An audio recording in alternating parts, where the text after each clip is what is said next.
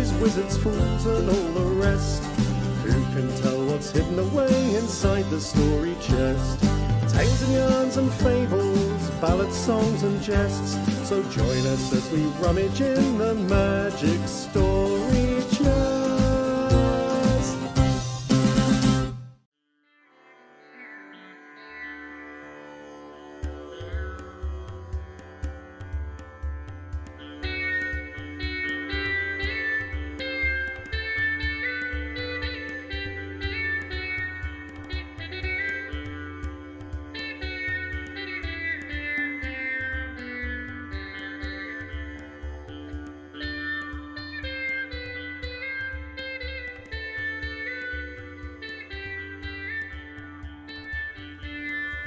This is the story of the Great War that Rikki, Tikki, Tavi fought single-handed through the bathrooms of the big bungalow in Sigoli Cantonment.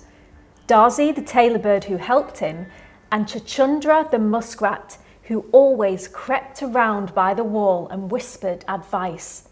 But it was Rikki Tikki that did the real fighting.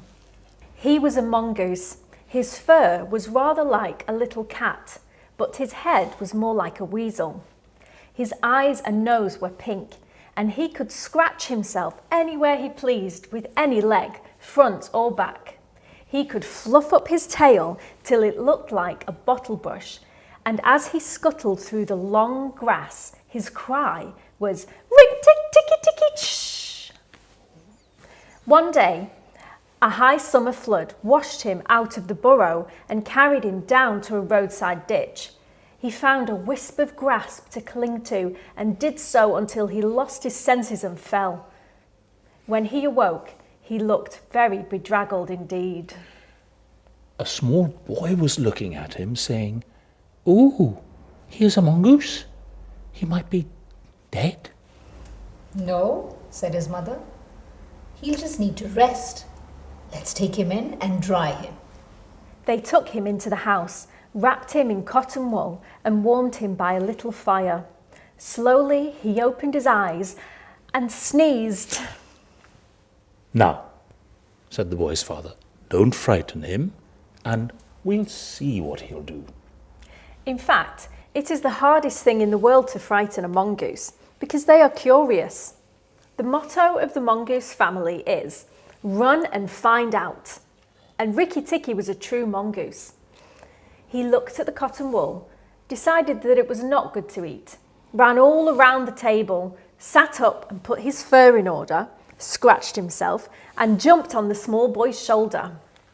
"Don't be frightened, Teddy," said the man. "That's his way of making friends." "Oh, he's tickling under my chin," said Teddy. Rikki Tikki looked down between the boy's collar and neck, snuffed at his ear and climbed down to the floor. "Good gracious," said Teddy's mother.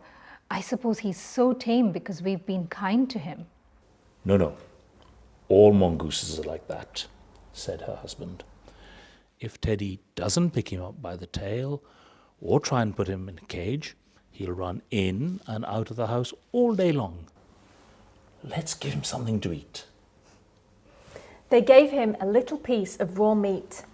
Rikki Tikki liked it immensely, and when it was finished, he went out into the veranda and sat in the sunshine, fluffed up his fur to make it dry to the roots. "There are more things to find out about in this house," he said to himself. "I shall certainly stay and find out." He spent all that day roaming over the house. He nearly drowned himself in the bathtubs, put his nose into the ink on a writing table and nearly burnt it on the stove. At nightfall, he ran into Teddy's nursery, and when Teddy went to bed, Rikki Tikki climbed up too. But he was a restless companion. He heard every noise all through the night and would try to find out what made it. Teddy's mother and father came in to check on him, and Rikki Tikki was awake on the pillow. "I don't like that," said Teddy's mother. "He might bite Teddy." "He'll do no such thing," said the father. "Teddy's safer with that little beast than if he had a bloodhound to watch over him. if a snake comes into the nursery now...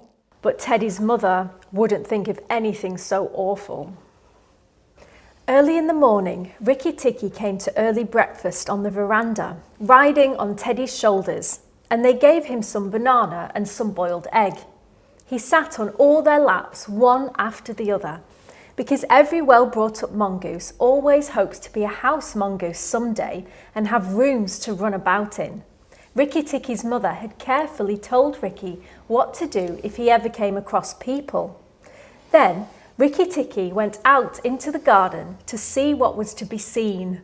It was a large garden with bushes as big as summer houses. There were Marshall Neal roses, lime and orange trees, clumps of bamboo and thickets of high grass. Rikki Tikki licked his lips. "This is a splendid hunting ground," he said, and his tail grew bottle brushy at the thought of it. He scuttled up and down the garden, snuffling here and there, till he heard two sorrowful voices in a thorn bush. It was Darzy the tailor bird and his wife. They had made a beautiful nest by pulling two big leaves together and stitching up the edges with fibres, and had filled the hollow with cotton and downy fluff. The nest swayed to and fro, and as they sat on the rim and cried, "What is the matter?" said Rikki Tikki. "Oh, we're very miserable," said Darzy. "One of our babies fell out of the nest yesterday and Nag ate him." "Oh," said Rikki Tikki, "that is very sad. But I'm a stranger here. Who is Nag?" Darzy and his wife slowly cowered down in the nest without answering, as from the thick grass at the foot of the bush there came a low hiss, a horrid cold sound that made Rikki Tikki jump back. Then, inch by inch, out of the grass rose up the head and spread the hood of Nag, the big black cobra. He was 5 feet long from tongue to tail. When he had lifted 1/3 of himself clear of the ground, he stayed balancing to and fro exactly like a dandelion tuft balances in the wind. He looked at Rikki Tikki through wicked eyes. "Who is Nag? I am Nag. The great god Brahm put his mark upon all of my people, since the first cobra spread his hood to keep the son of Brahm as he slept. Look and be afraid." He spread out his hood more than ever, and Rikki Tikki saw the spectacle mark on the back of it. Rikki Tikki was afraid for a minute, but it is impossible for a mongoose to stay frightened for any length of time. Rikki Tikki had never met a live cobra before, although his mother had fed him on dead ones, and he knew that all a grown mongoose's business should be to fight and eat snakes. Nag knew that too, and at the bottom of his cold snake heart, he felt afraid. "Well," said Rikki Tikki, and his tail began to fluff up again. "Marks or no marks, do you think it is right for you to eat fledglings out of a nest?" Nag knew that a mongoose in the garden meant death sooner or later for him and his family. He needed to get Rikki Tikki off his guard, so he dropped his head a little and put it on one side. "Let us talk," he said. "You eat eggs? Why should I not eat birds?" "Behind you! Look behind you!" said Darzy. Rikki Tikki knew better than to waste time staring. He jumped up in the air as high as he could go, and just under him whipped the head of Nagina, Nag's wicked wife. She had crept up behind him. He heard her savage hiss as her attack missed. If he had been an old mongoose, he would have known that then was the time to break her back with one bite. but he was young. He bit the back of her neck indeed, but did not bite long enough, leaving Nagina torn and angry, but alive.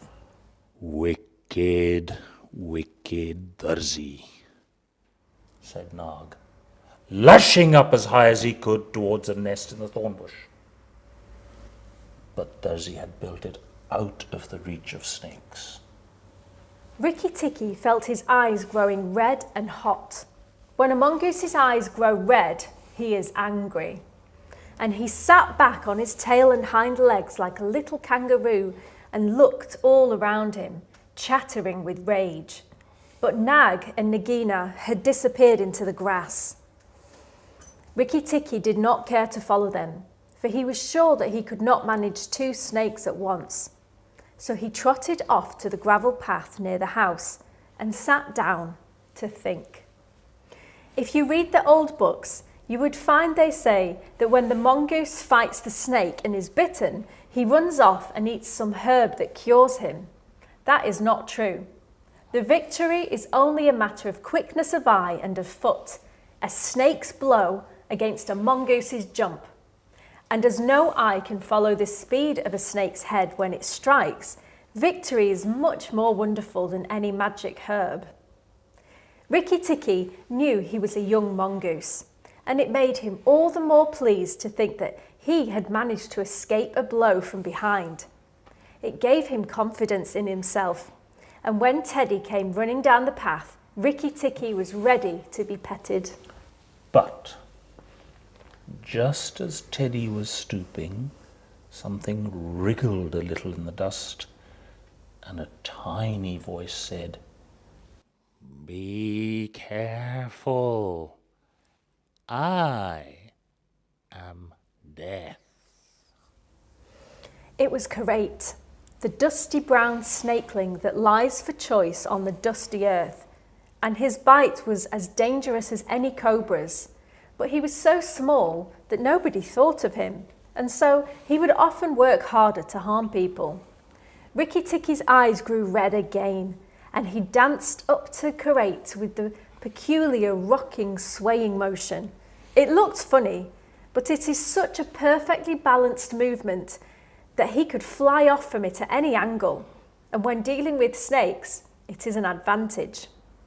If Rikki Tikki had only known, he was doing a much more dangerous thing than fighting Nag, for Karate was so small and could turn so quickly that unless Rikki bit him close to the back of the head, he would get, in return, a bite to his eye or his lip.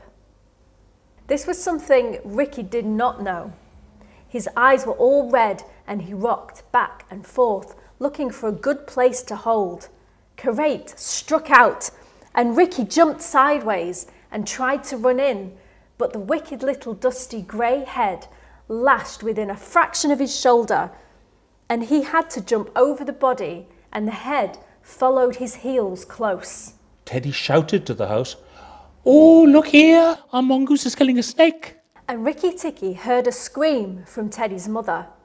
His father ran out with a stick, but by the time he came up, Karate had lunged out once too far, and Rikki Tikki had sprung. The bite paralysed Karate, and Rikki Tikki was just going to eat him up from the tail when he remembered that a full meal makes a mongoose slow, and if he wanted all his strength and quickness ready, he must keep himself thin and hungry. So he went away for a dust bath, while Teddy's father beat the dead Karate with his stick. "What is the use of that?" thought Rikki Tikki. "I have settled it all." Teddy's mother picked him up from the dust and hugged him, crying that he had saved Teddy from death, as Teddy looked on with big, scared eyes. Rikki Tikki was rather amused at all the fuss, which of course he did not understand. Teddy's mother might just as well have petted him for playing in the dust. Rikki was thoroughly enjoying himself.